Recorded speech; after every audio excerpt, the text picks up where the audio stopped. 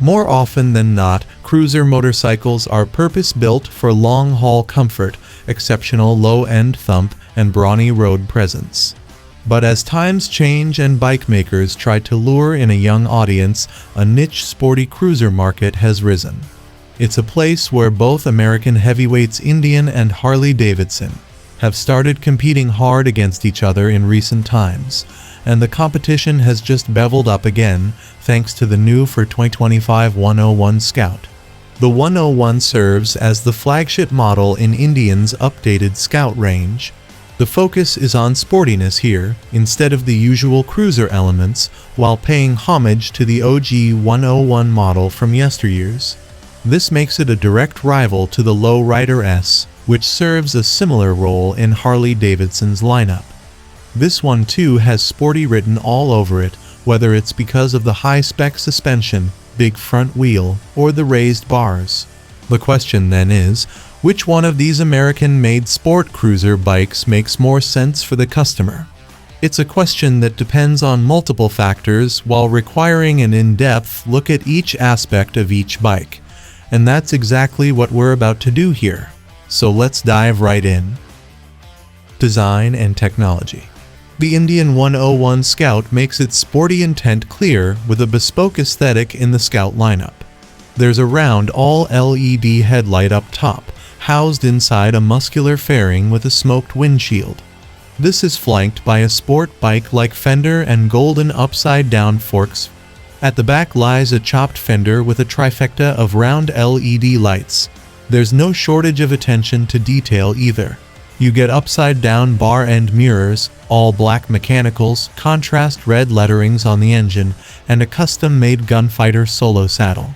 A special mention also goes to the dual-tone alloy wheels. On the other hand, the Harley-Davidson Low Rider S appears much simpler than its counterpart. The fascia houses a small bucket fairing encasing a round headlight, while being partnered with a slim fender. The mirrors are more conventionally placed on the handlebar, and the forks have a blacked-out finish. As for the rear, the fender is chopped, but doesn't look as sporty as the Scout. What appears better, though, is the bronze finish on the alloy wheels. Not as flashy as the Indian, but still worth a mention. Harley-Davidson sells the Low Rider in 4 shades for 2024. Sharkskin Blue, Red Rock, Vivid Black, and Billiard Gray. Neither one has any graphics other than HD lettering, whereas Indian offers the Scout in 2 options, Sunset Red Metallic and Ghost White Metallic. Each one has sporty graphics and a dual-tone finish on the tank. So overall, the 101 Scout will certainly turn more heads than the Low Rider. To talk technology, the Indian takes the cake here. Being the newer offering, the 101 Scout comes armed with a TFT instrument cluster with smartphone connectivity as default. This is topped by cruise control, ride modes, and traction control. Meanwhile, the Low Rider has a Digi analog display, along with ABS and traction control. Engine performance and capability. In typical American fashion, the Indian and Harley-Davidson both employ V-twin engines. The former has 1250 cubic centimeters at its helm, while the latter has 1890 cubic centimeters. However, as always, Indian has a trick up its sleeve to nullify the gigantic capacity deficit. Powertrain comparison. We've all heard there's no replacement for displacement. And it's true until you bring in other technological factors. That's precisely the case here too. Indian has a new 1250cc V-twin for its Scout lineup that comes armed with a high compression ratio and liquid cooling by default. As a result, it's good for around 111 horsepower on the 101 Scout. This gives the Indian a sizable 8 horsepower advantage over the bigger displacement Low Rider S. Add to this the Scout's massive 121-pound weight deficit over the HD, and you won't be wrong to expect stronger top-end performance. Emphasis on top-end because there's a twist. Although the Scout has more peak power, the HD has an impressive 125 pound-feet of torque, 23 pound-feet up from the Indian.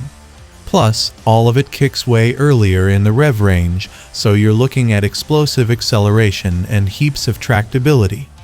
In similar fashion, the S has a 5-gallon tank compared to the Scout's 3.4-gallon unit. Price and availability. This is where the Indian 101 Scout truly lands a solid punch. It's priced at $69.99, a whopping $3,000 less than the Low Rider S. Plus, some colors of the HD cost as high as $600 extra, which only makes matters worse. So there's no denying the new 101 is the more bang for buck offering for youngsters. It has more features, better looks, and higher power than its rival, while still being budget-friendly. Not to mention, you can use the $3,000 to invest in some matching riding gear or performance mods to decrease its torque deficit.